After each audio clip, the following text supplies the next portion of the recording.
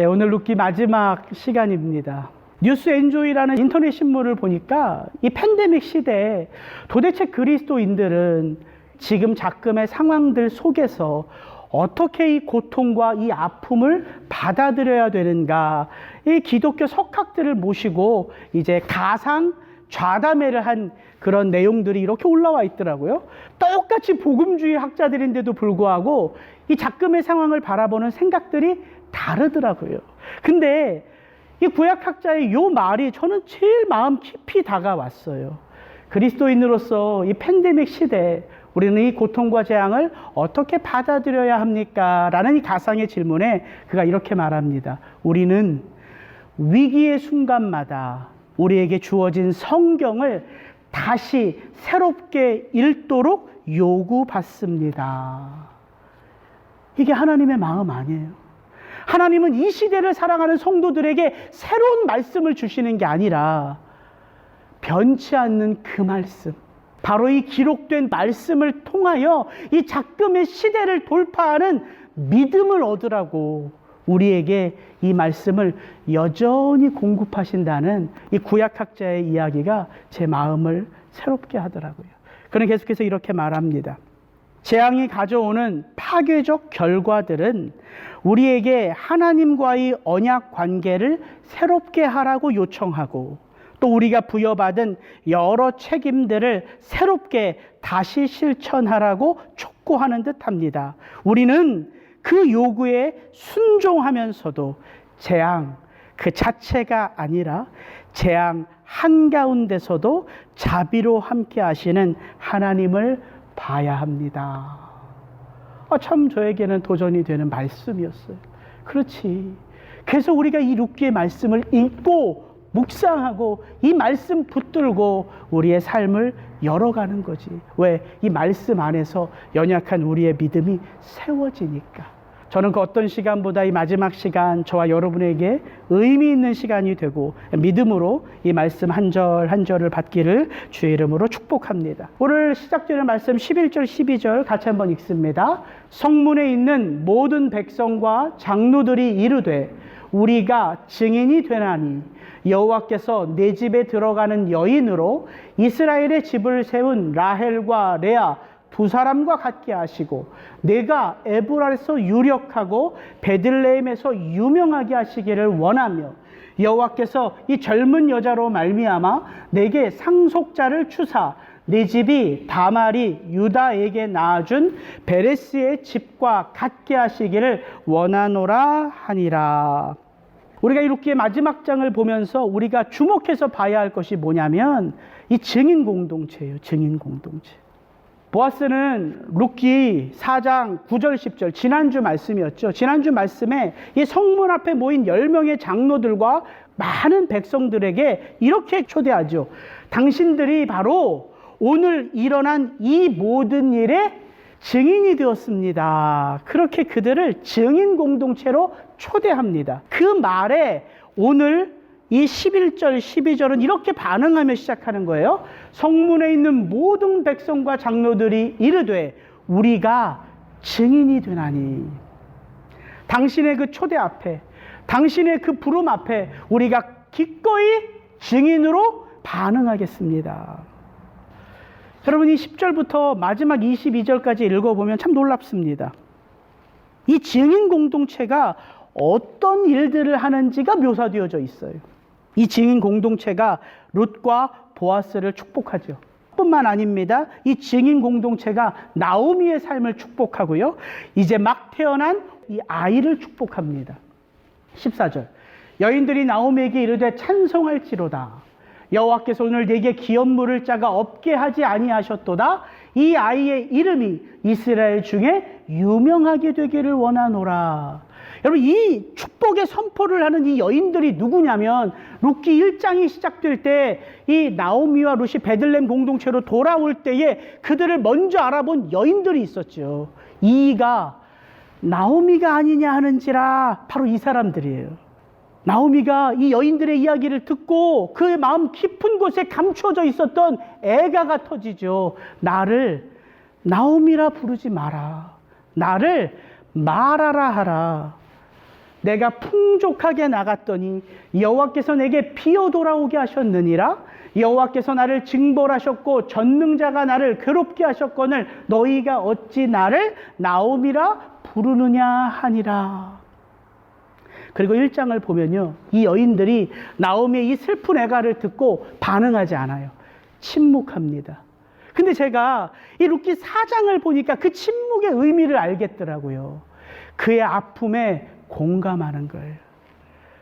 여러분, 떨어질 수 없을 때까지 떨어진 사람 옆에서 다른 이야기 하는 것보다 옆에 있어주는 것이 가장 큰 위로고 힘이잖아요. 거기에다 대고 네가 믿음 없어서 그래 이런 말 안 해도 다 알거든요. 왜 그렇게 알 수 있냐면 이 여인들이 그렇게 저 밑바닥에 떨어졌던 나오미에게 한 아기가 안겨지니까 그 모습을 보며 나오미의 이름으로 여호와를 찬송하기 때문이에요.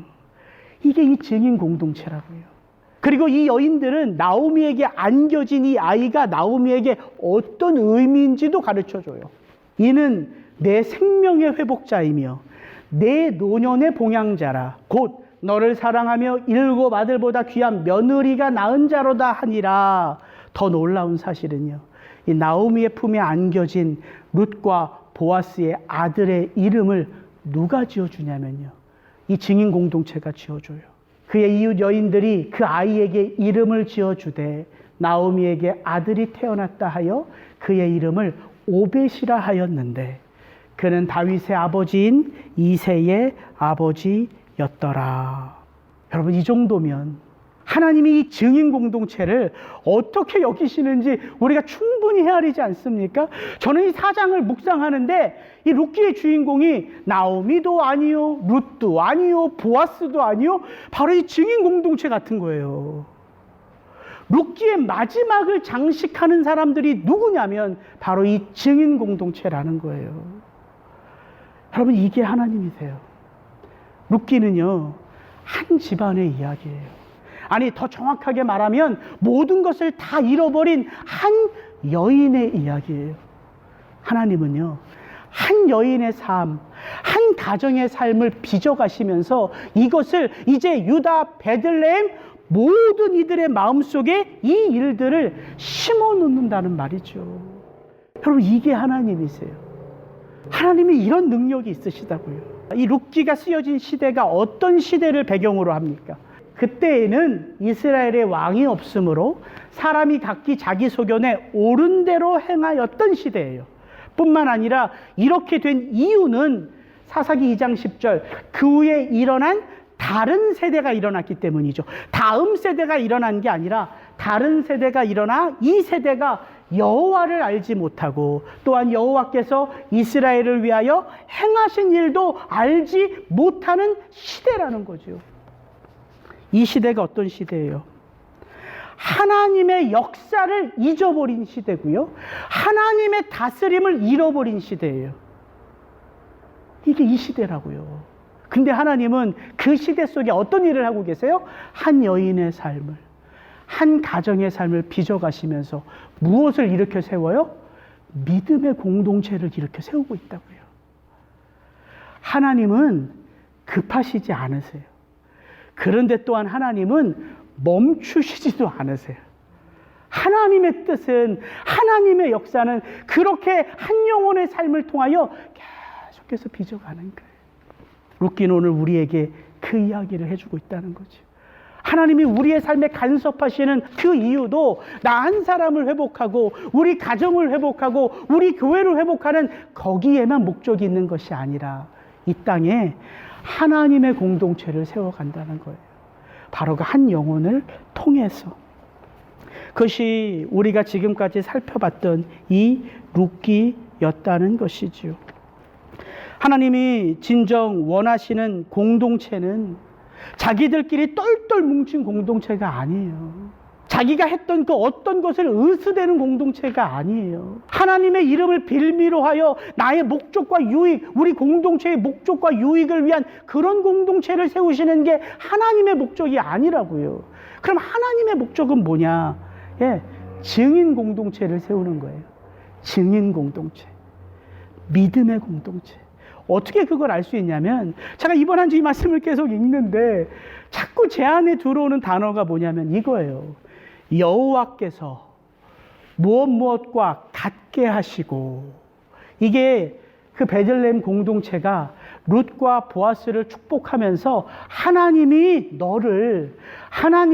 너희 집안을 이스라엘의 기초를 세운 레아, 라헬 같이 하게 하시고, 다말이 유다에게서 베레스를 낳아 그 족보를 이어간 그 다말같이 너희 집안을 그렇게 회복시켜 주기를 원하노라.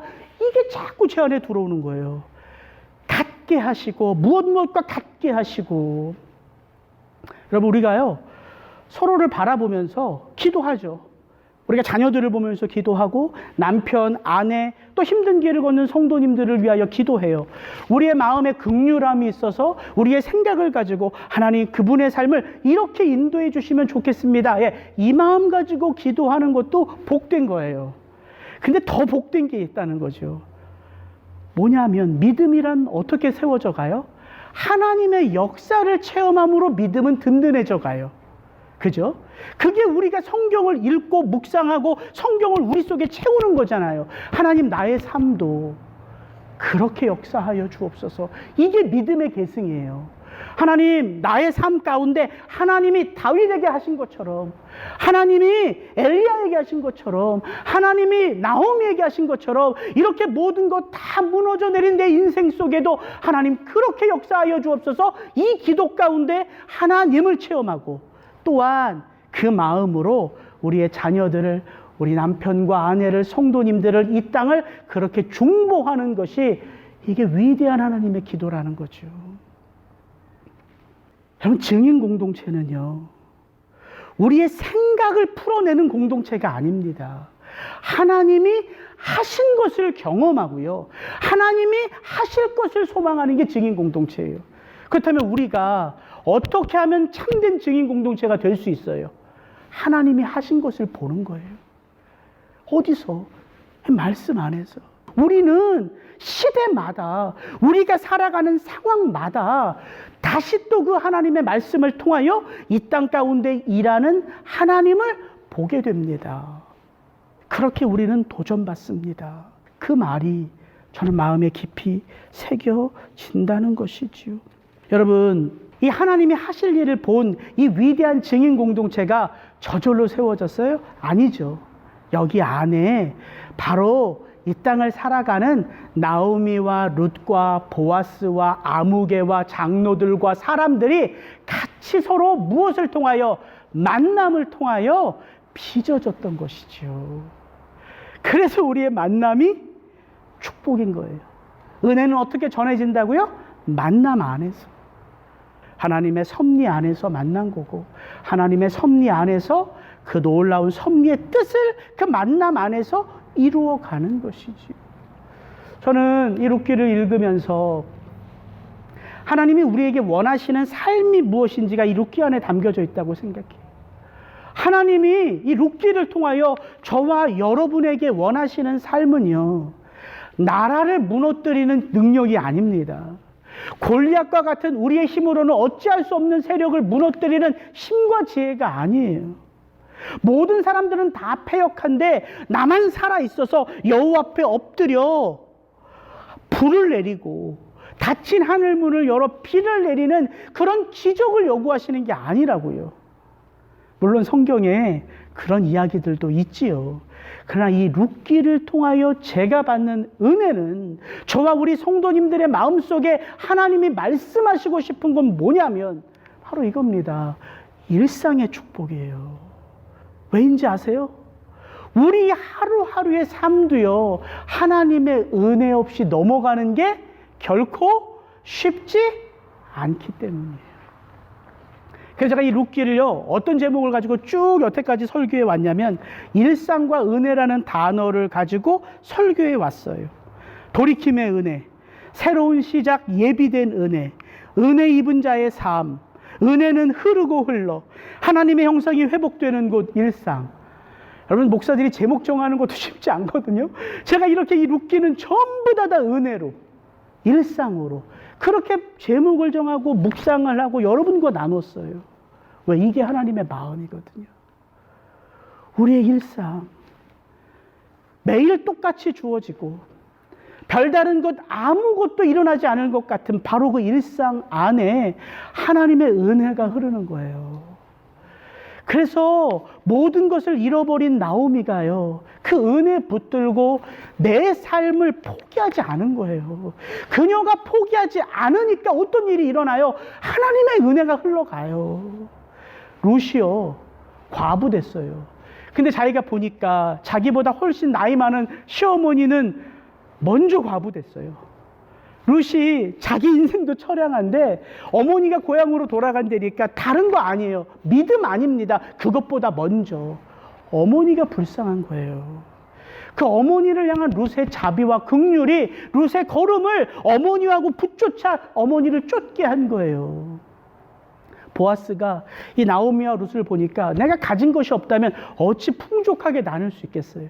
남들보다 하나님이 더 주신 거예요. 더 주신 것을 가지고 배려와 은혜로 희생하며 그렇게 흘려보내는 거죠. 룻기는 그런 이야기들이에요. 그들의 일상 속에 그들의 만남을 통하여 하나님의 은혜가 특별한 어떤 것이 아닌 그냥 그들의 삶의 자리에서 흘러가고 있는 거예요. 근데 어떻게 흘러가냐면 나를 생각하면 흘러가지 않지요. 그를 생각하니까, 너를 생각하니까 그 은혜가 흘러가고 있다는 것이죠.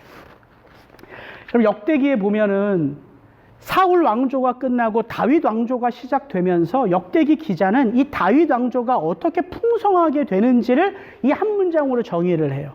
만군의 여호와께서 함께 하시니 다윗이 점점 강성하여 가니라. 저거보다 영어 성경을 읽어보면 훨씬 재밌어요.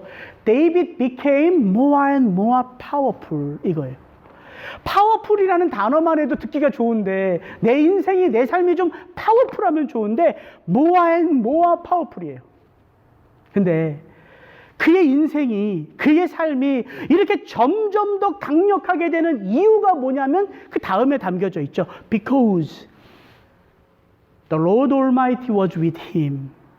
여호와가 함께 하실 때만이 그의 삶이, 그의 나라가, 그의 왕조가 점점 더 강성해져 간다는 거예요.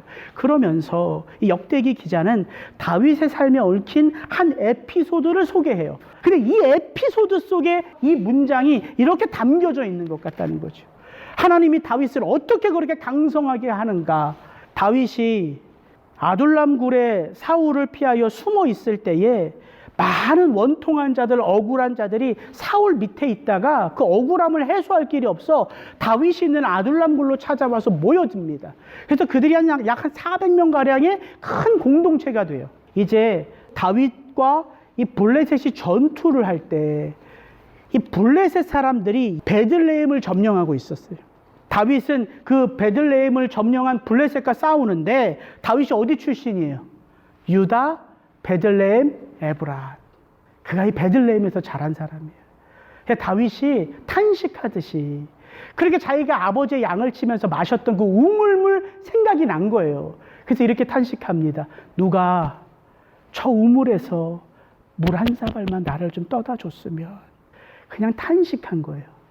근데 그 소리를 들은 3명의 장수들이 생명을 돌보지 않고 그 베들레헴 한 복판에 들어가서 그 우물을 떠서 다윗에게 갖다 줍니다. 근데 그 우물물을 다윗이 마시지 않아요. 다윗이 마시기를 기뻐하지 아니하고 그 물을 여호와께 부어드리고, 그러면서 이 이야기가 어떻게 끝나냐면 이렇게 끝나요. 이르되 내 하나님이여, 내가 결단코 이런 일을 다시는 하지 아니하리이다. 생명을 돌아보지 아니하고 갔던 이 사람들의 피를 어찌 마시리이까 하고, 그들이 자기 생명도 돌보지 아니하고 이것을 가져왔으므로 그것을 마시기를 원하지 아니하니라. 새 용사가 이런 일을 행하였더라. 한 잔의 물이요, 하나님 앞에 드려지는 이들의 생명의 피가 되어졌어요. 이 이야기를 이렇게 가만히 읽고 있으면요, 다윗의 이 공동체가 어떻게 그렇게 여호와의 은혜 가운데 점점 더 강성해 갔는지를 느껴지잖아요.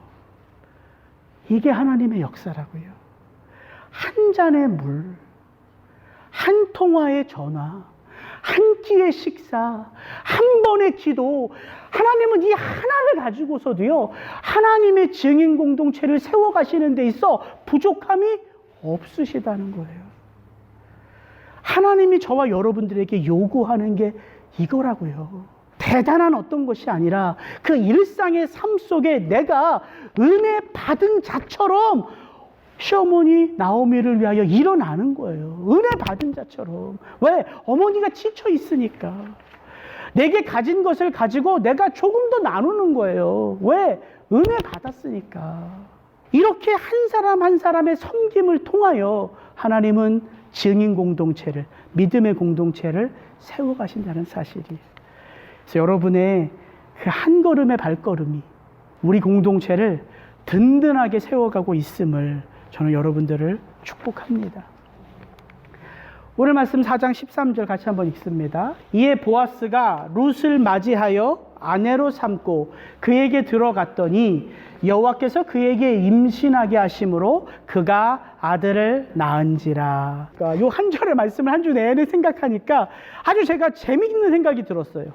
위에는 하얗게 된 말씀 읽겠습니다. 이에 보아스가 룻을 맞이하여 아내로 삼고 그에게 들어갔더니 그가 아들을 낳은지라. 이상한 거 있어요? 이게 이상한 게 없더란 말이죠. 여호와께서 그에게 임신하게 하심으로를 빼고 읽어도 이상한 게 없어요. 믿음의 삶이 어떤 건지 알겠죠? 하나님 없이 사는 삶은 내 삶에 그 누구도 주관하지 않는 거예요. 그냥 나에게 내 삶의 노력대로, 내 삶의 수고대로 모든 일들이 일어나는 거예요. 근데 신앙의 삶이란 어떤 삶이냐면 내 삶 속에 내 힘으로 되는 것은 아무것도 없는 거예요. 그래서 항상 무엇을 넣어요? 여호와께서 무엇하게 하심으로, 이거예요. 이게 신앙의 삶이에요. 근데 가만히 제가 생각해 보니까 우리가 적어도 예수 믿으면서 이렇게 생각 안 하는 분 없잖아요. 다 이렇게 생각해요. 사업이 조금 풀리면 그래, 여호와께서 우리 사업에 복을 주셨지. 여러분 자녀들 대학 가면 그래, 하나님이 우리 아들 대학에 들어가게 하셨지. 이거 우리 생각한다고요. 저도 제 인생을 돌아보니까 뭐 다른 것보다 선명하게 떠오르는 게 뭐냐면 결혼하고 나서 첫째 딸 다은이가 이제 생겼어요. 근데 그때 제가 여러 가지 것으로 인하여 마음 가운데 위축이 되게 많이 됐거든요. 근데 아내가 임신을 했다는 거예요. 가만히 기도를 하는데 이건 하나님의 사인 같은 거야. 형우가 두려워하지 마. 불안해하지 마. 이 신학교 떠나고 이 사역지 떠나도 내가 너와 함께해. 이 기도를 하는데 이 다은이를 통해서 그 마음을 하나님이 제게 주시는 거예요. 그래서 아내에게 그렇게 말했어요. 여보, 이 애 태명은 누엘이야. 누엘이. 그래서 우리 다은이의 태명이 누엘이거든요. 임마누엘이에요. 근데 임마누엘아 이럴 수 없어서 누엘아 이렇게 제가 부르면서 하나님의 위로를 많이 받았어요.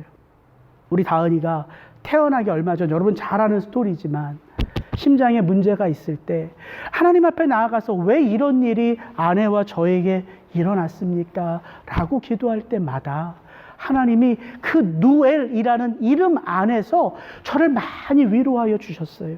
내가 너와 함께 하는데, 내가 이 아이와 함께 하는데, 병원에 누워있는 네 아내와 내가 함께 하는데 아들아 두려워하지 말아라. 이게 우리들의 삶이라고요. 근데 지금 제가 다은이를 어떻게 바라보는가, 이 말씀 안에서 제가 돌아보게 되더라고요. 그렇게 힘들고 어려울 때 우리 다은이를 하나님의 축복이라고 바라봤던 저에게 우리 다은이가 이제는 사춘기가 막 가서 마음대로 막 자기 하고 싶은 대로 하고 막 이런 딸로 보면서 쟤를 어떻게 키워야 되는가, 요즘 제 모습이 생각나더라고요. 그래서 알았어요. 신앙이란 그냥 처음에 좋은 일이 일어났을 때 그 순간 하나님이 이것도 함께 하시지 이렇게만 생각하는 게 아니라 아버지 하나님 앞에 설 때까지 그 마음을 지속해 가는 거예요. 근데 이게 우리만의 힘으로는 안 되는 거예요. 그래서 나오미만의 헌신으로는, 룻만의 희생으로는, 보아스만의 배려로는 그 하나님의 기업을 무르고 그 가정을 통하여 그리스도 예수를 보내는 이 일은 그들 한 사람만으로는 안 되는 거예요. 그래서 어떻게 하나님이 빚어가세요? 그들 서로의 만남, 대화, 수고, 헌신. 그래서 그들을 함께 빚어가시는 거라고요. 이게 우리가 공동체로, 교회로 모이는 이유입니다. 이번 주 한 집사님에게 전화신방을 했어요. 이 집사님이 전화신방을 받으면서 너무 좋아하세요. 그러면서 그 주에 있었던 일, 그리고 그날 있었던 일들을 저한테 막 얘기를 하시는 거예요. 좋은 일이 아니었어요. 참 힘들고 어려운 일이었어요. 그러면서 그 집사님이 이렇게 얘기해요. 목사님, 하나님 앞에 엎드려서 기도하면 이상하게 기도할 때는 좋은 일이 일어날 것 같다는 거예요. 이렇게 내 기도를 받으시고 내가 기도할 때 이렇게 내 마음에 이 따뜻함을 주시는 하나님 생각하면 좋은 일이 일어날 것 같은데 어느 주 어떤 날 이렇게 감당하기 어려운 일들이 일어나면 도대체 기도는 뭐며, 내가 하나님 앞에 엎드려서 무릎 꿇었던 그 이유는 뭐며, 내가 도대체 하나님 앞에 뭐 잘못해서 하나님이 이런 일을 허락하셨는가, 그런 마음이 들면서 기도는 뭔 기도, 그렇지 내가, 그런 마음이 들더라는 거예요. 근데 이분이 살며시 웃으면서 저한테, 근데 목사님, 그럴 때마다 목사님이 전화를 하시네, 이렇게 얘기를 하는 거예요. 목사님이 전화를 주시고 함께 기도하면, 목사님 전화 끊으면 또 그런 마음이 들더라는 거야. 다시 기도해야지. 제가 그분에게 이렇게 말씀드렸어요. 집사님, 제가 영빨이 있어서 그런 거 다 알아가지고 전화하는 거 아니고요. 집사님을 향한 아버지의 마음이에요. 집사님의 한 주, 집사님의 그 하루, 하나님의 은혜 없이는 살 수 없다는 것을 집사님도 저도 그리고 아버지도 잘 아세요. 그러면 제 마음 가운데, 그렇지, 내가 이곳에 온 이유가 이거지. 나는 다른 어떤 것을 생각하며 늘 그것을 품고 있는데 하나님이 저에게 주시는 사인은 그런 것들이 아니더라고요. 그 일상 속에 홀로 설 수 없는 자에게 함께하고 있음의 하나님을 보여주고, 때로는 깨닫게 해드리고, 때로는 내가 그 성도님의 그 말에 위로를 얻고 다시 내가 일어나는 것, 이것이 우리가 교회로 존재하는 목적이고 내가 이 자리에 서 있는 이유구나, 이걸 아는 것이죠. 하나님이 그렇게 우리의 삶을 인도하고 계세요. 그래서 여러분, 교회의 머리는 예수 그리스도입니다. 그리고 그 예수 그리스도 안에 우리는 서로 한 몸이에요. 그래서 주님 앞에 설 때까지 우리가 함께 그 부름에 순종하며, 그렇게 서로를 세워가며, 그렇게 하나님의 뜻이 멈추지 않고 이 땅 가운데 세워져 가는 것을 우리의 눈으로 보는 거예요. 그것이 우리 리사운드 교회의 존재 목적입니다. 마지막 하나만 더 나눌게요. 출애굽기 15장에 보시면 여러분 주보에 실어드렸는데 하나의 스토리가 나옵니다. 출애굽기 15장의 스토리인데 그게 뭐냐면, 이스라엘 백성들이 출애굽을 해요. 근데 이들이 출애굽을 할 때 뭘 경험합니까? 하나님의 놀라운 능력을 경험하죠. 애굽의 10가지 재앙이 내리고, 애굽의 모든 장자들, 모든 동물의 장자들, 그 문방과 인설주에 예수 보혈의 피를 바르지 않는 그 모든 집을 죽음의 그림자가 덮어가는 것들을 경험해요. 그리고 이들이 그렇게 애굽을 나올 때에 홍해 앞에 서지요. 근데 이 홍해 앞에 이들이 딱 섰을 때 어떤 일이 일어납니까? 바로가 모든 이스라엘 백성들을 보내줬는데, 보내주고 나서 그 마음이 돌아서지요. 다시 잡아와야 되겠다. 그렇게 쫓아오지요. 바로의 군대는 쫓아오고 그들 앞에는 홍해가 있어요. 그때 그들이 뭘 경험합니까? 홍해를 마른 땅 걷는 것처럼 걸어가는 거예요. 그리고 그들을 쫓아왔던 모든 애굽의 군대들은 그 물에 수장이 되지요. 그래서 출애굽기 15장을 열면 어떻게 시작하냐면 모세와 미리암의 노래로 시작해요. 우리에게 이 놀라운 구원의 역사를 행하신 여호와의 찬송으로 시작합니다. 그리고 이 스토리가 이어져요. 어떤 스토리냐면, 이제 홍해를 건넌 이스라엘 백성들이 이제 광야로 들어갑니다. 근데 그들이 3일길을 걷는데, 수루 광야를 지나 3일길을 걷는데 가지고 온 물이 다 떨어져요. 그리고 그들이 도착한 곳이 마라입니다. 거기서 우물을 발견하는데 그 물은 쓴 물이었어요. 그때 그들에게 어떤 일들이 일어나냐면 여호와를 원망하고 모세를 원망하죠. 근데 우리가 어려운 일들, 원치 않는 일들을 경험할 때 반응은 두 가지입니다. 원망하고 불평하거나 아니면 기도하거나. 모세가 기도합니다. 기도하는 자에게 뭐가 보여요? 하나님의 손이 보여요. 한 나뭇가지를 가리키는 하나님의 임재를 모세가 체험하고 그 나뭇가지를 그 물에 던지니까 그 물이 단물이 돼요. 그게 출애굽기 15장의 스토리예요. 근데 제가 이 스토리를 잘 읽어보는데 이 이야기를 가만히 읽어보니까 그날 그때 하나님의 광야 여정의 목적지는요, 마라가 아니었습니다. 마라가 아니었어요. 제일 마지막에 보세요. 그들이 엘림에 이르니 거기에 물샘 12과 종려나무 70그루가 있는지라 거기서 그들이 그물 곁에 장막을 치니라. 그리고 제가 인터넷을 검색해 보니까 이 마라와 엘림은요 10km도 안 되는 거리예요. 걸어서 1시간도 안 되는 거리라고요. 그럼 하나님이 3일 길을 걷게 하셨는데 이스라엘 백성들을 엘림으로 인도하실 수 없었겠어요? 인도하실 수 있으시죠. 근데 왜 마라냐는 거죠. 1시간만 더 가면 엘림이고 거기는 물이 풍부한 오아시스인데 그 이유를 이렇게 하나님이 우리에게 주세요. 거기서 여호와께서 그들을 위하여 법도와 율례를 정하시고 그들을 시험하실세 이르시되 너희가 너희 하나님 나 여호와의 말을 들어 순종하고 내가 보기에 의를 행하며 내 계명에 귀를 기울이며 내 모든 규례를 지키면 내가 애굽 사람에게 내린 모든 질병 중 하나도 너희에게 내리지 아니하리니 나는 너희를 치료하는 여호와니라. 여호와 라파가 여기서 나온 거예요. 그들이 마라를 거치면서 무엇을 체험합니까? 하나님이 누구신지를 체험해요. 하나님은 치료하시는 하나님이에요. 이스라엘 백성들이 홍해를 건너고 수르 광야를 지난 마라에 도착했어요. 이 수르는요 뜻이 바위예요. 바위길이에요. 하나님이 바위길을 걷게 하시고 쓴물을 먹이게 하세요. 이유가 있습니다. 왜냐하면 이스라엘 백성들이 지나가야 할 광야 그리고 그들이 들어가서 거해야 될 땅은요 아무도 없는 빈 땅이 아니었어요.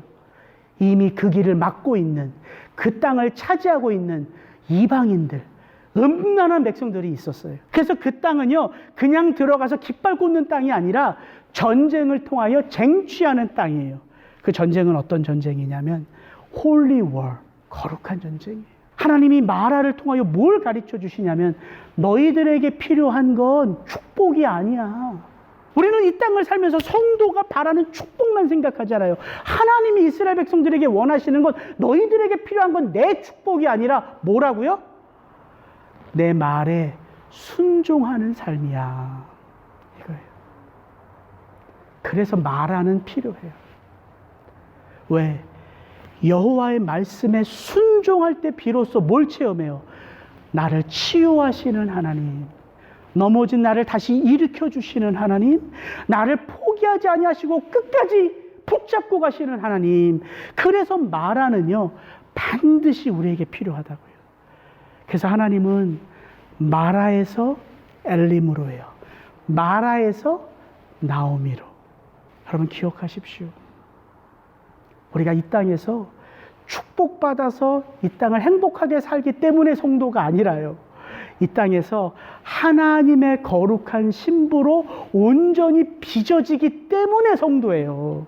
하나님이 어떻게 우리를 깎으세요? 고난을 통해서 깎고요. 쓴물을 통해서 깎고요. 고통을 통해서 우리를 깎아가요. 그래서 우리를 어디에 세워요? 우리 주 예수 그리스도의 거룩한 신부로. 어떤 신부? 흠도 없고 점도 없는 순결하고 거룩한 하나님의 신부로 세운다는 것이지. 룻기를 마치면서 저와 여러분의 삶 속에 임한 그 고난, 그 마라와 같은 쓴물, 그 아픔까지도 하나님의 은혜인 것을 우리 안에 채울 때에 우리는요 우리가 똑똑해서가 아니라요 우리와 함께 하신 그리스도 예수로 말미암아 넉넉히 이 길을 승리하며 나갈 수 있다는 것입니다. 저와 여러분의 삶 속에 그 은혜가 있기를 주의 이름으로 축복합니다. 같이 기도하겠습니다.